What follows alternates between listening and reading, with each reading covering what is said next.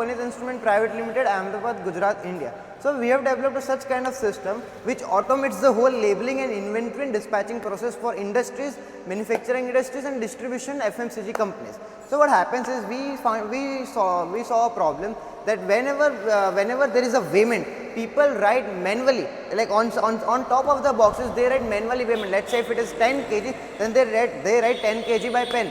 So there are chances of human error and manipulation. So we solve this type of system by our cloud based in-house labeling based system, in which what happens is when we put up some product on a scale and once we hit the enter, once we hit the print, then automatically a print comes, and inside that print there is a gross weight, live gross weight. So this is the live gross weight of the product. There is no human error involved. So we can print gross weight, tear weight, near weight and all kind of weights in this label. This is a whole highly customizable label print. You can see the barcode. In that barcode it is connected directly to the inventory management system. Now there is also further automation possible.